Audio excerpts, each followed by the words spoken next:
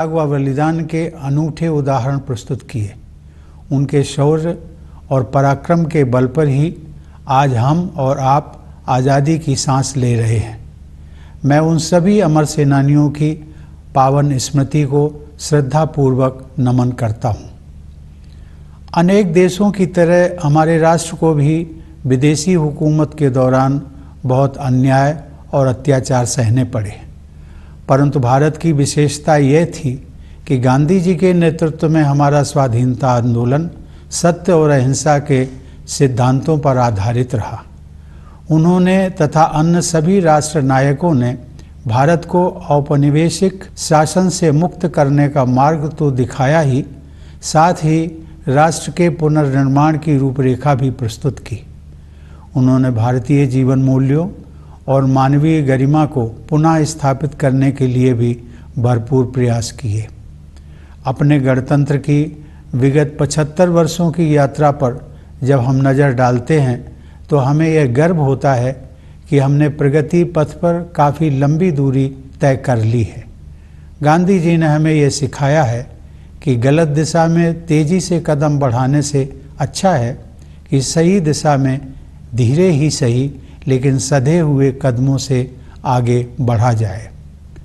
अनेक परंपराओं से समृद्ध भारत के सबसे बड़े और जीवंत लोकतंत्र की अद्भुत सफलता को विश्व समुदाय सम्मान के साथ देखता है। प्यारे देशवासियों, हाल ही में संपन्न टोक्यो ओलंपिक में हमारे खिलाड़ियों ने अपने शानदार प्रदर्शन से देश का गौरव बढ़ाया है। भारत ने ओलंपिक खेलों में अपनी भागीदारी के 121 वर्षों में सबसे अधिक मेडल जीतने का इतिहास रचा है। हमारी बेटियों ने अनेक बाधाओं को पार करते हुए खेल के मैदानों में विश्व स्तर की उत्कृष्टता हासिल की है। खेल कूद के साथ साथ जीवन के हर क्षेत्र में महिलाओं की भागीदारी और सफलता में युगांतरकारी परिवर्तन हो रहे हैं। उच्च शिक्षण संस्थानों से लेकर सशस्त्र बलों तक, प्रयोगशालाओं से लेकर खेल के मैदानों तक हमारी बेटियां अपनी अलग पहचान बना रही हैं। बेटियों की इस सफलता में मुझे भविष्य के विकसित भारत की झलक दिखाई देती है। मैं हर माता पिता से आग्रह करता हूं कि वे ऐसी होनहार बेटियों के परिवारों से शिक्षा लें और अपनी बेटियों को भी आगे बढ़ने के अवसर प्रदान करें।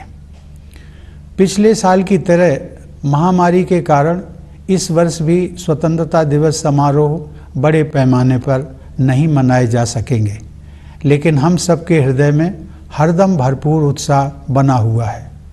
हालांकि महामारी की तीव्रता में कमी आई है, लेकिन कोरोना वायरस का प्रभाव अभी समाप्त नहीं हुआ है। इस वर्ष आई महामारी की दूसरी लहर के विनाशकारी प्रभाव से हम अभी तक उबर नहीं पाए हैं। पिछले वर्ष सभी लोगों के असाधारण प्रयासों के बल पर हम संक्रमण के प्रसार पर काबू पाने में सफल रहे थे। हमारे वैज्ञानिकों ने बहुत ही कम समय में वैक्सीन तैयार करने का कठिन काम संपन्न कर लिया।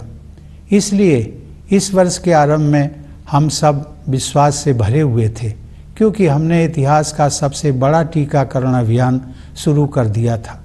फिर भी कोरोना वायरस के नए रूपों और अन्य अप्रत्याशित कारणों के